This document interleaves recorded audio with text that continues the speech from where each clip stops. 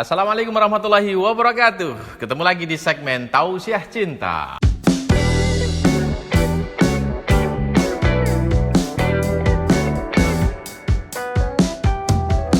Dua episode terdahulu membahas tentang Sayyidah Aisyah, istri Rasulullah SAW. Karena itu kesempatan ini saya akan membahas beberapa komen yang masuk. Ini ada yang masuk tentang request membahas minggu depan tentang Sayyidah Khadijah, bagus.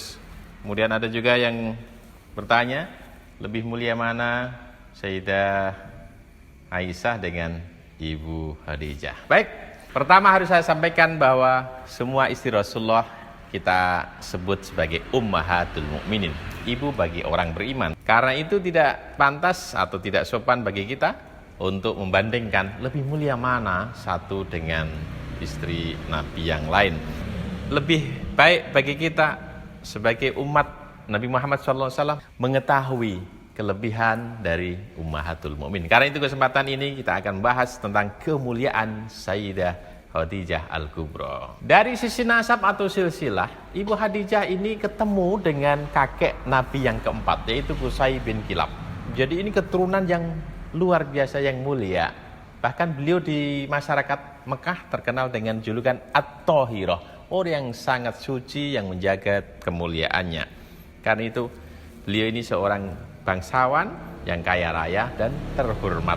Dan salah satu investor Rasulullah ketika beliau sudah mulai dagang meliputi wilayah Syam. Dhahaba ma'ami ila Syam. Rasulullah bersama paman Abu Thalib membawa barang dagangan menuju Syam, meliputi 4 negara, Syria, Yordania, Lebanon, dan Palestina. Salah satu investor yang mempercayakan hartanya adalah Sayyidah Khadijah. Dan waktu itu Rasulullah ditemani seorang asisten Ibu Khadijah, namanya Maisarah, seorang laki-laki. Begitu pulang maka ditanya oleh Ibu Khadijah, bagaimana kau lihat Muhammad dalam perilaku jual beli dan sebagainya. Dan semua cerita Maisarah itu membuat hati Khadijah menjadi simpatik dan beliau jatuh cinta. Maka singkat cerita akhirnya di usia yang 40 tahun itu beliau dinikahi oleh Rasulullah SAW. Tapi jangan lupa, Ibu Khadijah meskipun usianya 40 tahun dan sudah menikah 2 kali, beliau seorang perempuan yang sangat cantik. Dan beliau menikah di usia 40 tahun dengan seorang pemuda berusia 25 tahun. Rasulullah sudah tumbuh menjadi seorang pengusaha muda yang kaya raya. Bagaimana kita sebut kaya? Sebab mahar yang diberikan ke Ibu Khadijah ini tidak kurang dari 20 ekor onta. Onta hari ini harganya sekitar 35 juta. Nah kalau kali 20 itu sudah 700 juta. Belum mas-masan pakaian yang mewah.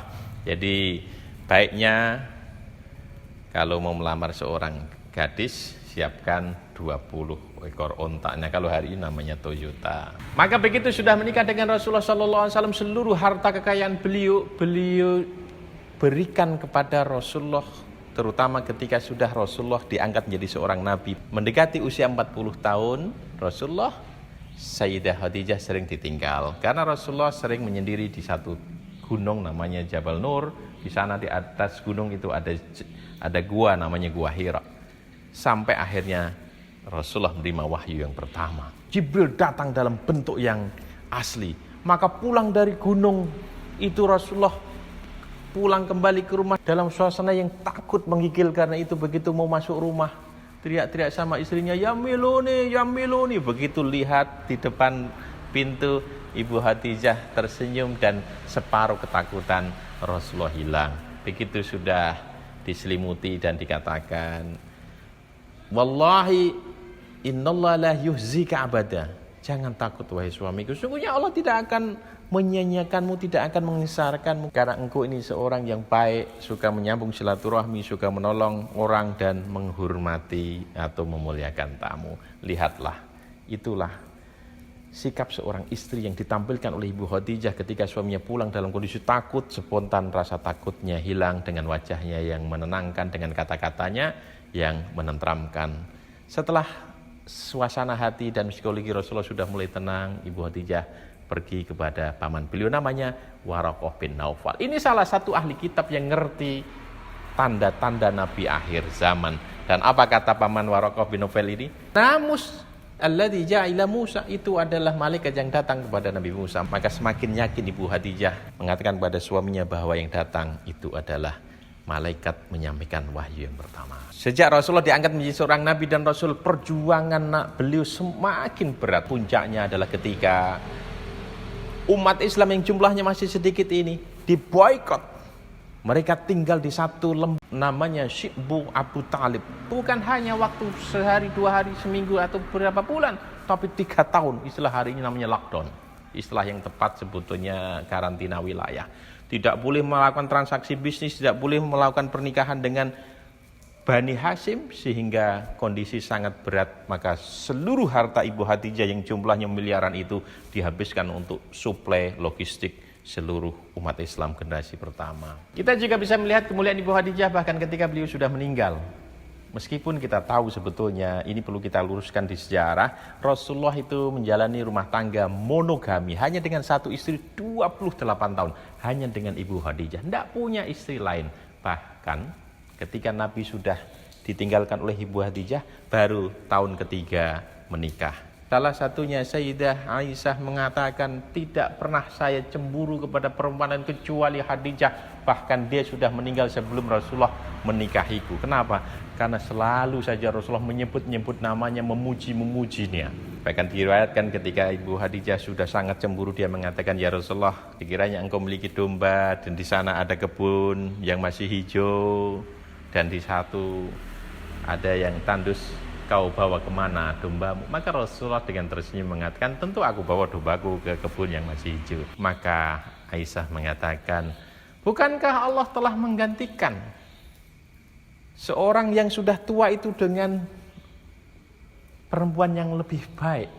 Maka spontan Rasulullah menampakkan wajah yang tidak berkenan dan mengatakan, wallahi ma abdani Allah khairan minha, demi Allah Ibu Khadijah tak tergantikan oleh perempuan lain.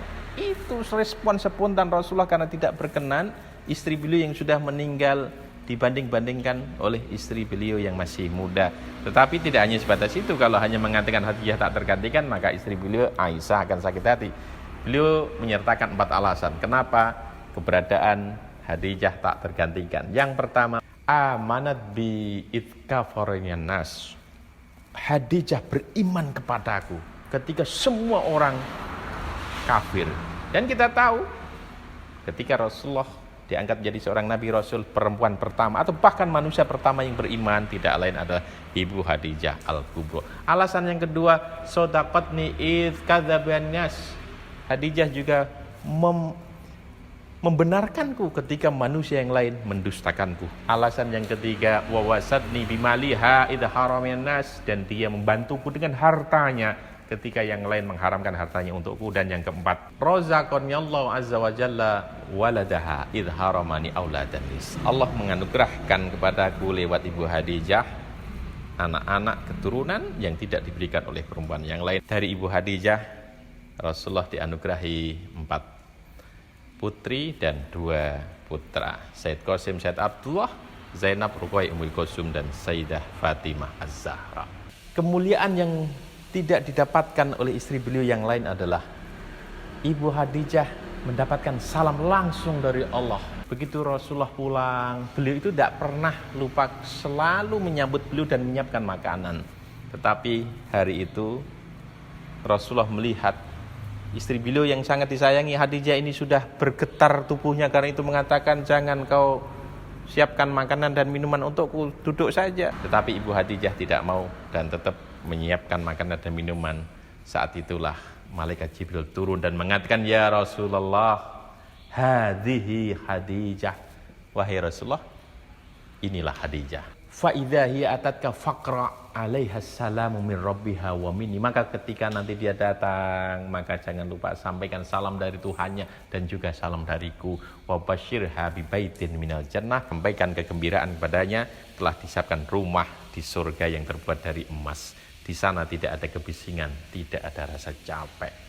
Lihatlah betapa mulianya perempuan ini, Khadijah Al-Kubra, mendapatkan salam langsung dari Allah dan malaikat Jibril. Disiapkan rumah yang indah terbuat dari emas, tidak ada rasa bising dan capek. Sebagaimana beliau selalu mendampingi Rasulullah, bising, capek, lelah, tetapi sudah diganti dengan rumah yang indah di surga. Rasulullah tidak bisa melupakan kenangan indah bersama Khadijah, istri pertama beliau. Bahkan ketika sudah sukses di Madinah, beliau membuka Makkah, Fathu Makkah. Begitu sudah selesai, pertama kali yang dikunjungi adalah makam Ibu Khadijah. Berada di Ma'la, di depan pusara Khadijah. Rasulullah mengatakan, sodakti ya Khadijah, sodakti ya Khadijah. Engkau benar wahai Khadijah, engkau benar wahai Khadijah. Kenapa? Ketika awal-awal berdakwah, Ibu Khadijah selalu membesarkan hati Rasulullah dan mengatakan, teruslah berjuang wahai Rasulullah. Suatu saat engkau akan diberikan kemenangan oleh Allah.